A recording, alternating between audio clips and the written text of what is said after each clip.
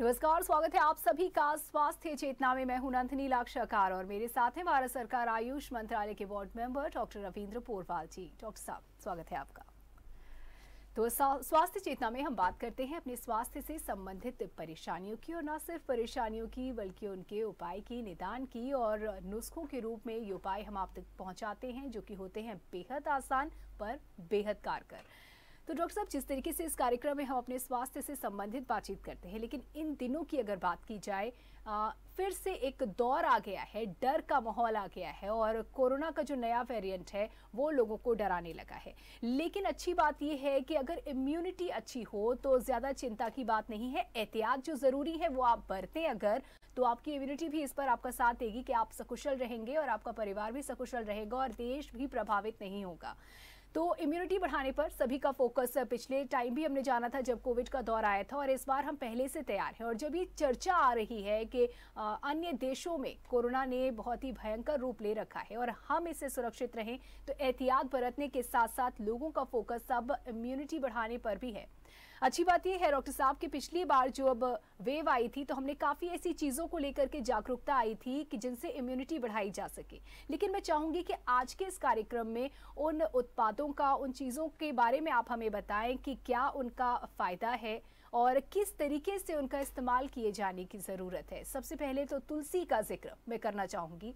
तुलसी, जैसे हम जानते हैं कि इम्यूनिटी बढ़ाने में इसकी बहुत महत्वपूर्ण भूमिका है और हमने इसके प्रयोग को भी समझा, इस्तेमाल भी किया, लेकिन किस तरीके से इस्तेमाल करना है, क्या गलतियां हम करते हैं या क्या ऐसा करते हैं जिससे उतना लाभ नहीं पहुंच पाता जितना हमें मिलना चाहिए। तो डॉक्टर साहब, तुलसी के क्या कुछ फायदे हैं? नंदिनी जी, बहुत सुंदर प्रश्न के लिए बहुत धन्यवाद।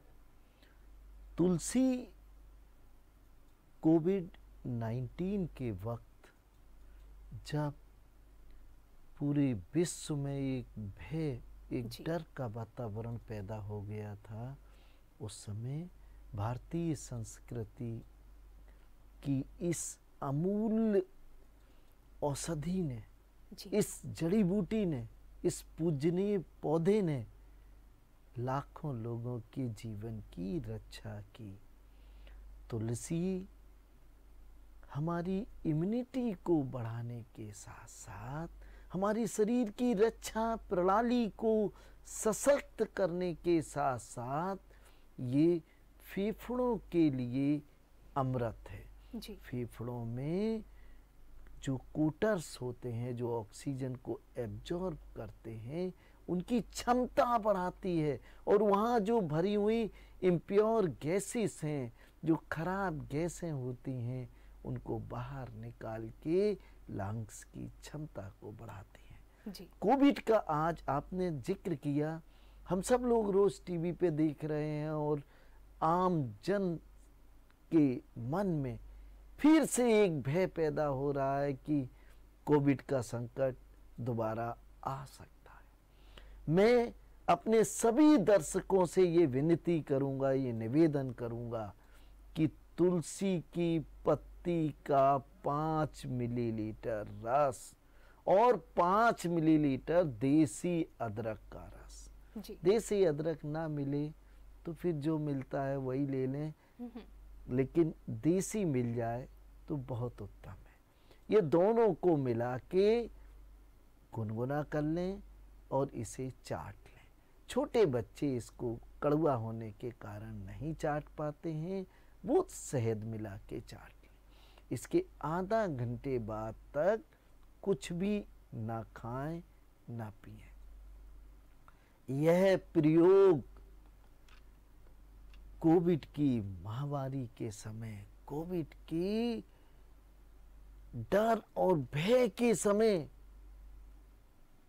सैकड़ों लोगों के जीवन की रक्षा करने वाला प्रयोग रहा है नंदिनी जी। इस प्रयोग से सैकड़ों लोगों को, जिनको प्राइमरी स्टेज में कोविड हुआ या कोविड का इन्फेक्शन हुआ, सांस लेने में ब्रीदिंग ट्रबल हुई, सांस ले नहीं पा रहे हैं, ऑक्सीजन के एब्जॉर्बेशन की रेट कम हुई, अस्पताल की तरफ भाग रहे हैं, एक खुराक ये दवा देने के बाद व्यक्ति के अंदर चैतन्यता आ जाती है और उसके फेफड़ों की शक्ति बढ़ जाती है और वो सामान्य व्यक्ति की तरह सांस सहजता से लेने लगते हैं, छोड़ने लगते हैं। जी, नियमित रूप से अगर तुलसी के इस्तेमाल करने की सलाह दी जाए, ये आपने नुस्खा बताया। इसके अलावा जो तुलसी का अर्क होता है ये भी मार्केट में बहुत अब देखा गया। अब बड़ी बात यह है, यहाँ पर खास बात यह है जो बार बार मैं कह रही हूँ कि अब लोग ज्यादा जागरूक हो गए हैं। हालांकि ये चीजें पहले भी थी, अब उन्हें इस्तेमाल करने को लेकर के ललक भी बढ़ी है। तो तुलसी का जो अर्क है उसका किस तरीके से इस्तेमाल करना चाहिए? नंदिनी जी, विभिन्न प्रकार के उत्पाद जो तुलसी से बने हैं जी, ये फ्रेश ताजे रस का विकल्प है। जी, ताजे रस की जो लाभ की स्थिति है, ताजे रस का जो महत्व है, जो उपयोग है, जो गुण है, उसका मुकाबला ये पैकेट बंद चीजें नहीं कर सकती। जी, जी, अगर आपके पास तुलसी की पत्तियां उपलब्ध नहीं हैं, तब इस विकल्प पर विचार करें और उसका प्रयोग करें। जी, लेकिन बहुत से लोग आलस्य में, बहुत से लोग सहज रूप में उपलब्ध होने के कारण पैकेट बंद पदार्थों का इस्तेमाल को प्राथमिकता देते हैं। मेरी उनको विनती है, मेरी उनको सलाह है, मैं आयुर्वेद का एक विद्यार्थी होने के नाते उनसे कहना चाहता हूं कि प्रकृति जन्य जो ताजा रस है, उसके एंटीऑक्सीडेंट्स, उसकी इम्यूनिटी पावर का मुकाबला पैकेट बंद चीजें नहीं कर सकती। जी, बिल्कुल। और वाकई बिल्कुल ठीक कहा आपने कि जो फ्रेश की तो बात ही अलग होती है, और ऐसे में पैकेट बंद से आप अगर हो सके तो, अगर आपके पास सब्स्टिट्यूट ना हो तो आप इसका रुख करें, नहीं तो ताज़ी पत्तियां ज़्यादा बेहतर आपको लाभ पहुंचाएंगी। आगे बढ़ती हुई अगर बात की जाए तो अश्वगंधा को लेकर के भी हम अब ज़्यादा जागरूक हो गए हैं। क्या इम्यूनिटी बढ़ाने में इसका भी कोई योगदान हो सकता है? अगर हाँ तो क्या और कैसे, किस तरीके से इस्तेमाल करना है? नंदिनी जी, अश्वगंधा आयुर्वेद की एक महाऔषधि है। जी, इम्यूनिटी बढ़ाने के लिए सदियों से वैद्य इसका प्रयोग करते हैं। जी, लेकिन अभी तुलसी की पत्ती के रस का जिक्र किया। तुलसी के पत्ती का रस भी इम्यूनिटी बढ़ाता है, लेकिन ये कफ दोष को शांत करके फेफड़ों की शक्ति बढ़ाता है। जी, और कोई व्यक्ति ऐसा है जो फेफड़ों से तो ठीक है, सांस में कोई दिक्कत नहीं है, बट थोड़ा सा चलने पे हाँफ रहे हैं, कमजोरी बहुत है, अक्सर बुखार आ जाता है, अक्सर जुकाम और खांसी हो जाती है, शरीर अशक्त है, आंतरिक शरीर के अंदर ताकत नहीं है, शक्ति नहीं है। ऐसे लोगों के लिए अश्वगंधा महाऔषधि है, परम मित्र है। जी, अश्वगंधा का पाउडर बना लें और लगभग 5 से 8 ग्राम इस पाउडर को प्रातः और सायंकाल गुनगुने दूध और छुआरा या खजूर के साथ सेवन करना चाहिए। अगर दूध में 2-4 पत्ती केसर की भी डाल दें तो ये और गुणकारी हो जाता है और लाभकारी हो जाता है। ऐसे वृद्ध लोग जो सर्दी के मौसम में पूरी रात में 6 बार 8 बार यूरिन के लिए उठते हैं, वह भी इस प्रयोग से लाभान्वित हो सकते हैं। अगर वो चाहें तो इसके साथ तिल का एक लड्डू भी सेवन कर सकते हैं। लेकिन नंदिनी जी, यहाँ मैं एक बात स्पष्ट करना चाहूँगा कि जो हमारे वृद्ध जन होते हैं, परिवार के जो सीनियर लोग होते हैं, उनकी पाचन शक्ति कमजोर हो जाती। उम्र के साथ पाचन शक्ति भी, पाचक ग्रंथियां भी तो बूढ़ी होती हैं, कमजोर होती हैं, सख्त होती हैं जी। तो ऐसे लोगों को तिल का लड्डू जब दें तो तिल को बहुत बारीक पीस के उसका लड्डू बना के खिलाएं। तिल के जो बीज होते हैं वो वृद्ध लोगों का पाचन तंत्र उतना सशक्त नहीं होता कि वो उनको पचा सकें। जी। तो जब पीस के उसका एक लड्डू खजूर या छुआरे के दूध के साथ अश्वगंधा का सेवन करते हुए खाएंगे तो ये रामबाण है, बहुत हितकारी है, बहुत लाभकारी चीज है। 50 वर्ष से अधिक आयु के हर व्यक्ति के लिए, चाहे वो स्वस्थ हो चाहे वो अस्वस्थ हो, जी। स्वस्थ भी अगर इसको लेते रहेंगे तो जल्दी बुढ़ापा नहीं आएगा। ये बुढ़ापा से दूर रखने वाली महा औषधि है। जी बिल्कुल। तो बहुत तरीके हैं लेने के अश्वगंधा को भी। अगर बात की जाए जैसे कि क्वांटिटी की बात की जाए, जिन्हें पसंद है उन्हें तो क्वांटिटी से परहेज नहीं होता है, लेकिन जो नापसंद करते हैं वो बहुत ही कम यानी कि अल्प मात्रा में लेते हैं। तो कितना मात्रा का किस तरीके से ध्यान रखने की जरूरत है, कितनी लेने की जरूरत है, कम से कम कितनी और ज्यादा से ज्यादा कितनी? नंदिनी जी, अगर वजन शरीर का 50 किलो से कम है जी तो 5 से 6 ग्राम इसका सेवन उचित है जी। लेकिन अगर 50 किलो से 80 किलो के बीच में है तो ये 6 से 8 ग्राम इसका सेवन करना चाहिए जी। और 1 कुंटल से ज़्यादा वजन है, 100 किलो से ज़्यादा वजन है तो 10 ग्राम एक बार में सेवन करना चाहिए। जी जी बिल्कुल।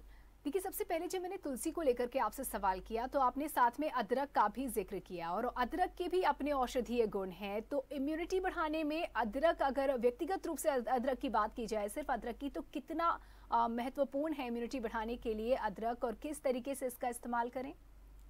अदरक अप्रत्यक्ष रूप से हमारी इम्यूनिटी बढ़ाने वाला है। जी नंदिनी जी, बहुत ध्यान देने की बात है। जी जी। अदरक शरीर के अंदर अतिरिक्त मात्रा में जो कफ का निर्माण होता है उसको संतुलित करता है। अदरक शरीर के अंदर पहुंचे हुए किसी भी प्रकार के हानिकारक जीवाणु, बैक्टीरिया, वायरस, फंगस, उनका सफाया करता है, उनको मौत दे देता है, उनको क्रियाशीलता को खत्म कर देता है। यह काम अदरक बहुत बहुत बखूबी करता है। लेकिन जब शरीर के अंदर कफ का निर्माण कम हो जाता है, सभी प्रकार के इन्फेक्शन का खात्मा हो जाता है, तो फिर हम दीर्घकालीन स्वस्थता के मार्ग पर चलते हैं, स्वस्थ बने रहते हैं। जी। देखिए, अदरक की बात की जाए तो लोग बहुत तरीके से अदरक का इस्तेमाल करते हैं। कुछ लोग इसको सुखा करके सौंठ के रूप में भी इसका इस्तेमाल करते हैं, तो कुछ इसके रस को निकालते हैं। तो सबसे ज़्यादा फायदेमंद अदरक किस रूप में लेना, इस्तेमाल करना किस तरीके से होगा? ताज़ा अदरक सर्वश्रेष्ठ है जी। लेकिन सौंठ का भी हमारे किचन में खूब प्रयोग किया जाता है। मैं उन माताओं और बहनों को ये कहना चाहता हूँ जो सौंठ और गुड़ के लड्डू बच्चों को खिलाते हैं और बहुत बार बच्चों के नक्सीर फूट जाती है। ध्यान रखिएगा, सौंठ और गुड़ मेवा के लड्डू सेहत के लिए बहुत अच्छे हैं। इन लड्डुओं के बाद पानी ना पिएं और ये लड्डू खाने से अगर किसी बच्चे की नक्सीर फूटती है तो ये लड्डू बंद कर दें। यहाँ तक कि अदरक और गुड़ की चाय भी ना पिएं, पाइल्स में ब्लीडिंग हो जाती है। तो ये ब्लीडिंग को रोकने के लिए विशेषकर सर्दी में इस प्रकार के खाद्य पदार्थ लेने से जो ये समस्या आती है उस पर सजग रहना चाहिए। जी बिल्कुल। देखिए, बहुत से लोग ऐसे होते हैं जिन्हें अदरक का रस अच्छा नहीं लगता है, लाख होने शहद मिलाकर के दे दिया जाए। उनको लगता है कि खाने के मसालों के साथ अगर हम अदरक का इस्तेमाल करें तो बेहतर है, स्वाद भी रहेगा और अदरक भी पहुंचता जाएगा। तो क्या वाकई अदरक इस तरीके से लेने पे कारगर होता है या कितना लाभप्रद, किस तरीके से खाने के दौरान अदरक को हम अपनी डाइट में शामिल करें? नंदिनी जी, भोजन करते समय अगर 2 या 3 लहसुन की कलियों को बारीक काट कर थोड़ा सा अदरक को कद्दूकस करें, दोनों चीज़ों को मिलाएं जी। और नींबू निचोड़ लें। अब इसमें यथा स्वाद आप काला या सेंधा नमक मिला लें। ये तैयार हो गया महाअमृत जी। खाना खाते समय इसको पहले 2 या 3 कौर में खा लें। आप देखिएगा पाचन शक्ति दुरुस्त रहेगी, गैस, पेट फूलना, कोलाइटिस जैसी दिक्कतों पर प्रभावी ढंग से नियंत्रण होगा और शरीर की इम्यूनिटी बढ़ेगी, कफ दोष शांत होंगे, हृदय सशक्त होगा, बलशाली होगा। और जो लोग अत्यधिक तला मसालेदार खाने के कारण कोलेस्ट्रॉल की समस्या से जूझ रहे हैं, उन्हें बहुत फायदा मिलेगा, बहुत लाभ मिलेगा। बिल्कुल। देखिए, बात क्योंकि हो रही है कोविड के दौरान इम्यूनिटी बढ़ाने की और पिछले अनुभवों की, यानी कि आपके और हमारे पिछले अनुभवों को भी हमने इसमें बातचीत के दौरान शामिल किया था कि जब पिछली बार कोरोना की वेव आई थी तो हम लोग काफ़ी चीज़ों को लेकर के, बहुत सारे हर्ब्स को लेकर के जागरूक हुए थे। और ऐसे में अगर गिलोई का नाम ना लिया जाए तो बात अधूरी रह जाएगी। गिलोई एक ऐसा पदार्थ हमारे सामने आया जिसका महत्व को हमने जाना कि कितनी कारगर है इम्यूनिटी बढ़ाने में गिलोई, लेकिन समय गुजरने के साथ साथ हम भूलते गए और अब गिलोई हमारी जीवन शैली से बाहर हो चुकी है। अगर वापस रुख करें तो गिलोई के क्या औषधीय गुण हैं, किस तरीके से इम्यूनिटी को बढ़ाती है और किस तरीके से आप इसे इस्तेमाल करने की सलाह देंगे? नंदिनी जी, गिलोय अमृत है, इसको अमृता भी बोलते हैं जी। यह शरीर के आंतरिक अंगों में एकत्रित विष तत्वों को शरीर से बाहर निकालती है, विजातीय तत्वों को शरीर से बाहर निकालती है और शरीर के एक एक आंतरिक अंग को स्वच्छ और निरोगी बनाती है। अब विजातीय तत्व से क्या तात्पर्य है? बहुत से लोग केवल पेट साफ न होने को विजातीय तत्व समझ लेते जी। मैं 2 उदाहरण दूंगा। पहला, आपकी आर्टरीज में ब्लॉकेज। आर्टरीज में भगवान ने तो ब्लॉकेज किया नहीं, हमारे आहार में गड़बड़ी के कारण हमारे आर्टरीज में जो ब्लॉकेज हुआ, ये क्या है? विजातीय तत्व है, ये विष तत्व है। इसको निकालने के लिए प्राकृतिक उपाय है अमृता, जिसको गिलोय कहते हैं जी। दूसरा उदाहरण दूंगा, दमा। दमा को लोग कहते हैं दम के साथ जाता है, आराम नहीं मिलता, क्योंकि फेफड़ों के फूलने और पिचकने की क्षमता जब तक नहीं बढ़ेगी तब तक दमा के मरीज पूरी तरह स्वस्थ नहीं हो सकते।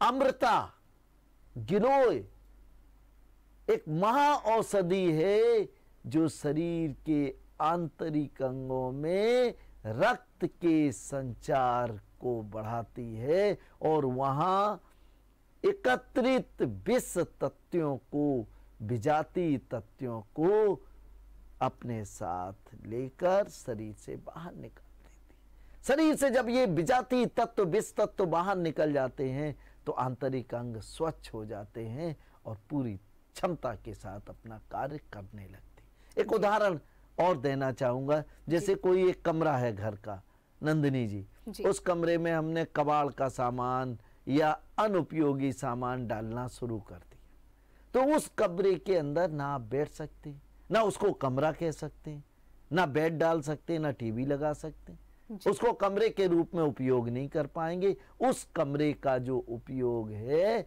वो केवल विजातीय तत्वों के लिए होगी। और जब हम विजातीय तत्वों को निकाल के बाहर कर देते हैं तो वो एक सुंदर सा कमरा तैयार हो जाता है। और सुंदर से कमरे से तात्पर्य कि वो शरीर का अंग फिर से स्वच्छ होके जिस काम के लिए, जैसे कमरा जिस काम के लिए था, फेफड़ा जिस काम के लिए है, गुर्दे जिस काम के लिए, वो उस काम को बेहतर तरीके से संपादित करने लगते हैं और शरीर दीर्घ काल तक अस्वस्थ नहीं होता।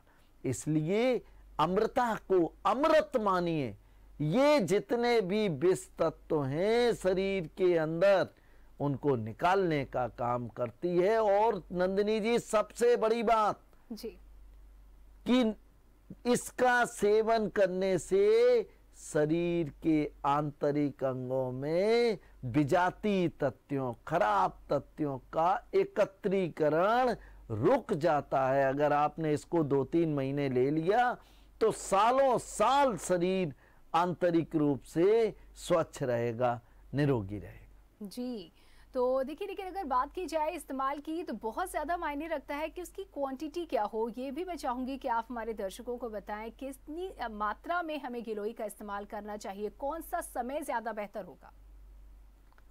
नंदिनी जी, गिलोय को गांव की भाषा में या कानपुर के आसपास के परिक्षेत्र में गुर्छ भी बोलते हैं। जी जी। ये उंगली के बराबर जो मोटी होती है वो औषधि प्रयोग के लिए सर्वश्रेष्ठ होती है जी।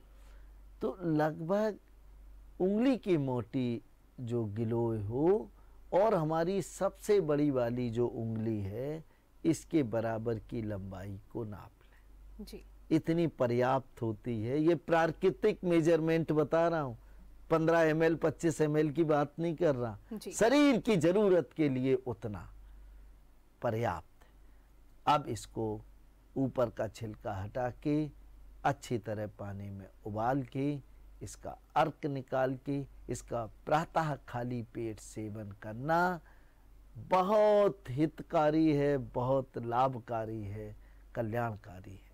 जी डॉक्टर साहब, बहुत सारे लोगों को इसका स्वाद नहीं पसंद आता है और ऐसे में वो उसके स्वाद बनाने के लिए नींबू का इस्तेमाल करते हैं, नमक वगैरह भी डालना चाहते हैं, तो क्या सलाह देंगे, किस तरीके से इसके स्वाद को बढ़ाया जा सकता है। नंदिनी जी, अमृता अकेले ही सेवन करना, अमृत में आप कोई चीज मिलावट करेंगे जी, तो बिल्कुल, बिल्कुल। अच्छा नहीं है जी। विशेषकर नींबू और नमक तो भूल कर भी अमृता में ना डालें, गिलोय में ना डालें। इससे इसके औषधि गुण जी खत्म हो जाते हैं, कम हो जाते हैं। और कभी भी भोजन के बाद इसको नहीं पीना है, भोजन के आधी घंटे बाद 45 मिनट बाद पिए। जी, तो इन हर्ब्स को लेकर के इनके क्या गुण हैं और इनके इस्तेमाल के दौरान क्या कोई सावधानी बरतने की जरूरत है, ये जानकारियां हम डॉक्टर साहब से जुटा रहे हैं और आप तक पहुंचा रहे हैं। सिलसिला जारी रहेगा, लेकिन फिलहाल यहाँ वक्त है एक ब्रेक का, कहीं मत जाइएगा, जल्द लौटेंगे। ब्रेक के बाद आप सभी का एक बार फिर से स्वागत है। स्वास्थ्य चेतना देख रहे हैं आप और आज हम बात कर रहे हैं किस तरीके से अपनी इम्यूनिटी को बढ़ाया जाए, जिसके चलते ना सिर्फ कोरोना बल्कि किसी भी आने वाली समस्या से निपटा जा सके पूरी मजबूती के साथ। तो इम्यूनिटी बढ़ाने की बात हो रही है, जो हर्ब्स हमारे आसपास है उनकी बात हो रही है, कुछ ऐसी चीजें जो रसोई में हैं उनको लेकर के हम बात कर रहे हैं और जान रहे हैं कि इन चीजों का किस तरीके से इस्तेमाल किया जाए जिससे ये ज्यादा से ज्यादा हमें लाभ पहुंचा सके। और इसी क्रम को आगे बढ़ाते हुए डॉक्टर साहब, अगला नाम मैं लेना चाहूंगी एलोवेरा की। अगर बात की जाए तो एलोवेरा में औषधीय गुण बहुत होते हैं, ये हम जानते हैं। हम ये भी जानते हैं कि इससे हमारी त्वचा भी चमकदार होती है, लेकिन किस तरीके से इसका इस्तेमाल करना है, कई बार इसमें हम गलती कर जाते हैं, तो इसके बारे में हमें कुछ बताएं। नंदिनी जी, सबसे पहले एक भ्रांति जो समाज में फैली हुई है कि एलोवेरा बहुत तरीके का होता है जी। और जो पैकेट बंद मिलता है, बोतल बंद मिलता है, वही शुद्ध होता है। ऐसा गलत सोच है। ये केवल दवा की कंपनियां दुष्प्रचार करती हैं। एलोवेरा चाहे कड़वा हो, चाहे खट्टा हो, चाहे मीठा हो, ये होता ही नहीं खट्टा मीठा कड़वा, सबके स्वाद एक जैसे होते हैं। कुछ कम कड़वा होता है तो लोग उसको मीठा कह देते, कुछ हल्का सा नमकीन सा लगता है। ये अलग अलग भूमि, अलग अलग जैसे टमाटर है, अलग अलग कोई मीठा निकल जाता है, कोई कड़वा, अलग अलग टेस्ट का होता है। वैसे ही ये औषधि उपयोग के लिए एलोवेरा, ताज़ा एलोवेरा सबसे अच्छा है, पहली चीज। दूसरी चीज, इसका प्रयोग कैसे करें। एलोवेरा अगर हम अपने पाचन तंत्र को सशक्त बनाने के लिए कर रहे हैं, अपनी इम्यूनिटी को बढ़ाने के लिए कर रहे हैं, तो इसका 50 ग्राम गूदा इसकी एक पत्ती को लेके साइड से काट दें और फिर पत्ती को खोल दें जी। उसमें जो जेली निकलती है 50 ग्राम इसको आप ऐसे ही कटोरी में रखें, थोड़ा शहद मिलाएं, ऐसे ही खा सकते हैं। बहुत टेस्ट वाइज अच्छा लगता है जी। इसको शरबत बनाकर पी सकते हैं। इसको आप रोटी में गूंथ के, आटे में गूंथ के रोटी बना के सेवन कर सकते हैं। इसका हलवा बना के सेवन कर सकते हैं और किसी भी रूप में ये अहितकारी नहीं होता है जी। सबसे अच्छा होता है कि इसे नेचुरल फॉर्म में खा लिया जाए या पी लिया जाए। इसे लीवर, पैंक्रियाज और स्प्लीन को पावरफुल बनाने के लिए ये बहुत बहुत हितकारी है। कॉलन की सूजन, जिनकी मरोड़ होती है, पेट में दर्द होता है और आंव जैसा स्टूल के साथ निकलता है, चिकनापन निकलता है, वह एलोवेरा के सेवन से पूर्णतः स्वस्थ हो जाते हैं। ये संपूर्ण पाचन प्रणाली को, पाचक ग्रंथियों को सशक्त बनाता है। साथ ही साथ ये हमारी कोशिकाओं को युवा बनाता है। हमें अगर हमारी उम्र से 10 साल बैक ले जाता है और त्वचा के विभिन्न दोषों के निवारण के लिए भी अद्वितीय महाऔषधि है। इसका निरंतर 6 महीने, 8 महीने, सर्दी, गर्मी, बरसात, जब चाहे इसका सेवन कर सकते हैं, करना चाहिए। जी। तो अब बात करते हैं काली मिर्च की। डॉक्टर साहब, काली मिर्च का कैसे इस्तेमाल करें कि हमारी इम्यूनिटी बूस्ट हो जाए? काली मिर्च और लौंग कोविड-19 के वक्त घर घर में, जी। पंसारी के यहाँ मुश्किल से मिलना शुरू हो गई थी। घर घर में काली मिर्च और लौंग डाल के उसका काढ़ा बना के पी रहे हैं। तुलसी की पत्ती, अदरक मिला के। काली मिर्च और लौंग ये जबरदस्त इम्यूनिटी बूस्टर हैं। और सबसे बड़ी बात कि ये वात, पित्त और कफ के विकृति को ठीक करते हैं। वात, पित्त और कफ में आई असमानता को दूर करते हैं। यही असमानता तीनों तत्वों की विभिन्न रोगों का कारक होती है। जो तत्व बढ़ जाता है वो बीमारी पैदा हो जाती है, जो तत्व कम हो जाता है उससे जुड़े हुए अंग प्रभावित होते हैं, सही ढंग से काम नहीं कर पाते, उससे संबंधित बीमारियां सामने आती हैं। इसलिए वात, पित्त, कफ की समानता एक स्वस्थ शरीर के लिए आवश्यक है और काली मिर्च, लौंग इसके लिए महाऔषधि है। इसको आप कूट पीस कर पाउडर बना लें। इसको अदरक और तुलसी के पत्ती के रस का सेवन जब करते हैं तो 2 चुटकी इसको भी मिला के आप सेवन कर लें। सोने में सुहागा है, बहुत कल्याणकारी होगा, बहुत लाभकारी होगा। विशेषकर उन लोगों को जिनका खांसते खांसते छाती में अटका हुआ कफ नहीं निकलता। कहते हैं लोग सूखी खांसी आ रही, कफ निकल नहीं पा रहा। एक बार ये प्रयोग करके तो देखें, गट्टे के गट्टे कफ बाहर आएंगे और अतिरिक्त मात्रा में कफ का निर्माण रुक जाएगा। आप आरोग्यता को प्राप्त होंगे, आप स्वस्थता को प्राप्त होंगे। जी। इन सब के साथ में शहद का भी बड़ा जिक्र होता है। शहद भी क्या हमारी इम्यूनिटी को बूस्ट करने में काम आता है? इसका किस तरीके से इस्तेमाल किया जाए? नंदनी जी, शहद प्राकृतिक हो। आजकल 2 तरीके के शहद आ रहे हैं। पहला शहद जो प्राकृतिक रूप में बनाया जाता है इंसान के द्वारा, डब्बे रख दिए जाते हैं, वहाँ मधुमक्खियों का पालन होता है। ये भी नेचुरल नहीं है। अच्छा, अप्राकृतिक है, लेकिन प्राकृतिक रूप से बनाया गया है। दूसरा शहद जो अप्राकृतिक है, इंसान के द्वारा विभिन्न प्रकार की जालसाजी, बेईमानी करके बनाया जाता, गलत तरीके से, गलत तरीके से शहद को उपलब्ध कराया जाता। ये दोनों चीजें स्वास्थ्य के लिए हितकारी नहीं है, बिल्कुल हितकारी नहीं। शहद तो नेचुरल होना चाहिए, प्राकृतिक होना चाहिए। हमने गुड़ रख दिया और उससे शहद को बनाया, उसका मैं एक आयुर्वेद का विद्यार्थी होने के नाते बिल्कुल पक्षधर नहीं। प्राकृतिक शहद शरीर की इम्यूनिटी को बूस्ट करने के साथ साथ हमारे दिमाग की घंटी भी बजाता है, दिमाग की सोचने की शक्ति को बढ़ाता है। यह हमारे विवेक को जागृत करता है। अशक्त और कमजोर शरीर को ताकतवर, सामर्थ्यवान बनाने की क्षमता शहद में होती है और आयुर्वेद में इसे योगवाही माना जाता है। हमने जो भी औषधि का सेवन किया है, अगर शहद के साथ उस औषधि का सेवन करेंगे तो वो ज़्यादा मात्रा में शरीर के अंदर अवशोषित होगी और जल्दी ही प्रभावशाली हो जाएगी। बिल्कुल।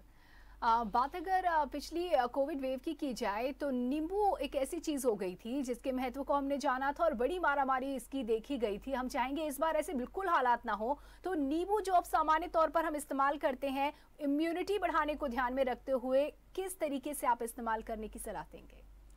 गर्म पानी में नींबू का सेवन करना वजन को कम करने के लिए सबसे सरल उपाय है, लेकिन लोग इसका सही तरीका नहीं जानते। उबलता गर्म पानी होना चाहिए 1 गिलास, और उसमें 1 नींबू निचोड़ेंगे, कोई शहद नहीं, कोई दूसरी चीज नहीं।